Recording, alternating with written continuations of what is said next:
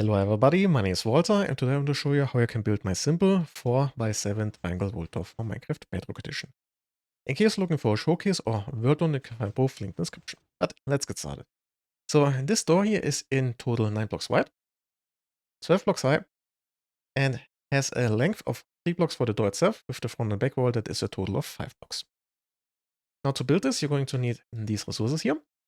So of course some building blocks, then 2 obsidian blocks, 3 slime blocks, 19 redstone dust, 9 redstone torches, a single repeater and a single comparator, 11 observers, 1 copper bulb, it doesn't have to be waxed, then 6 normal pistons, 22 sticky pistons, and a lever as an input. And if you actually want to reach the lever, you're likely going to need some additional redstone wire.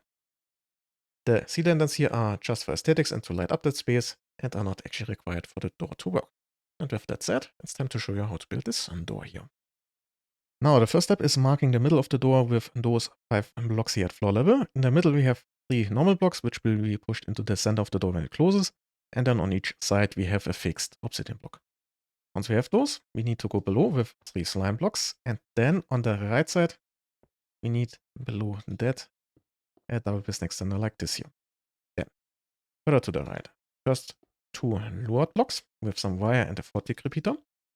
Then an observer looking at the repeater from the top, and then another one looking at that one and running into the sticky piston there. Then block behind the repeater with a torch on top, block on top, torch on top and to the side, and then some wire there. This block here is our input, so for now let's place the lever right there. Now let's continue to the left. First we have an observer looking at the bottom piston.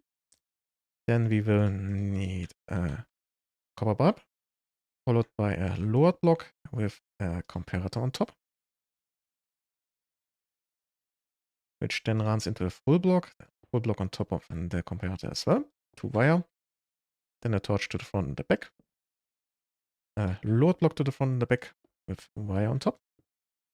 Then next to those blocks we need sticky pistons with blocks to the face, and then on top of those blocks and the sticky pistons we need observers looking down and powering into normal pistons on top.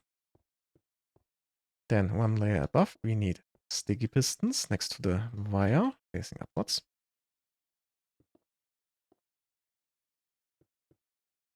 Like that, and then we can fill in the rest of this floor here. And even one further out. So that's the whole floor. And if we now flick the lever, we should see this coming up. And if we flick it again, we should also see this coming down. And if I place this here actually the correct way around, it would also probably flatten out altogether. Okay, that's looking good. Now it's time for the sides / top part. For that, we start first with the sides. Then on top of this block here, a torch, block on top, torch to the side, block on top, torch on top, block on top, torch on top. Then observer looking down, observer looking at it from the left side, block on top of this one, and 1 wire on top of the first one there. Then we need a double piston extender going down. Then from the bottom piston we go diagonally down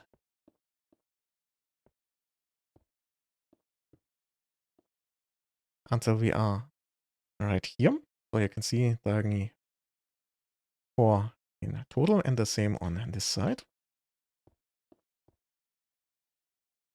And obviously we need the same setup at the front of or the back of our build.